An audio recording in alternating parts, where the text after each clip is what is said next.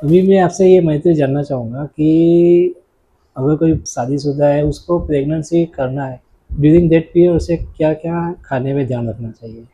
Very strictly उन्होंने dietitian को consult करना चाहिए। आई वुड नेवर रिकमेंड कि अगर किसी को विल्सन डिसीज़ है, ईदर ऑफ देम, कई बार कैसे होता है कि मेन को भी अगर हो रहा है, हुँ, उनकी स्पर्म क्वालिटी फर्टिलिटी लेवल पर भी ध्यान होता है। And there is a research कि स्पर्म की quality affects a lot in the entire pregnancy journey.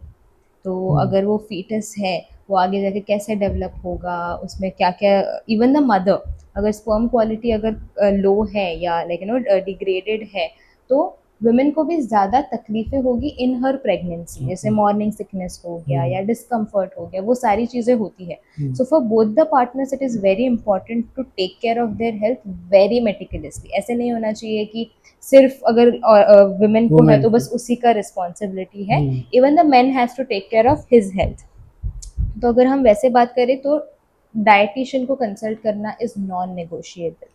Husband को भी और वाइफ को भी दोनों दोनों को, को? दोनों को, क्योंकि वो ओके, कंबाइंड जर्नी है। हुँ, ये काफ़ी टाइम से हम ये कर रहे हैं कि हुँ, प्रेगनेंसी बिकॉज वुमेन कंसीव करती है वो उसी के हेल्थ का है। हुँ, स्पर्म की क्वालिटी उसकी पूरी जर्नी डिसाइड हुँ, करती है। तो अगर स्पर्म की क्वालिटी अच्छी है तो उस लेडी को भी मॉर्निंग सिकनेस कम होगी। उसके जैसे जैसे ट्राइमेस्टर, वो फर्स्ट ट्राइमेस्टर से सेकेंड ट्राइमेस्टर में जाएगी, वो बेबी जैसे जैसे डेवलप होगा, हुँ, उसके बॉडी के भी चेंजेस बहुत सपोर्ट होंगे, तो स्पर्म की क्वालिटी अच्छी है। तो hmm, both partner has to take care of their health. वो तो है ही, ऐसा नहीं कि बस इसी की रिस्पॉन्सिबिलिटी है या हुँ, बस उसी की रिस्पॉन्सिबिलिटी है।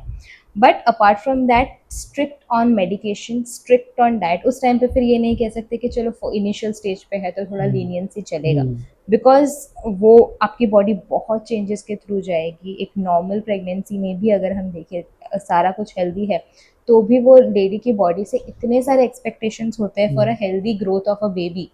अगर विल्सन डिसीज पिक्चर में आ रहा है तो नॉन नेगोशिएबल है कि वो ना दवाई स्किप करे, ना किसी भी चीज़ को हल्के में लेके ठीक है देख लेंगे, नहीं देख लेंगे, नहीं हुँ, देख लेना। हुँ, सब कुछ मेटिकुलसली, वो तो फिर एकदम स्ट्रिक्टली सारा कुछ फॉलो करना है। हुँ, बट डेफिनेटली वहाँ पे फिर ये नहीं कह सकते कि ठीक है आप महीने में एक बार कुछ खा लो या 15 दिन में एक बार कुछ खा लो। उस टाइम पे हुँ, फिर काफ़ी रिस्ट्रिक्टिव हो जाती है डाइट भी, hmm, with respect to the copper, definitely.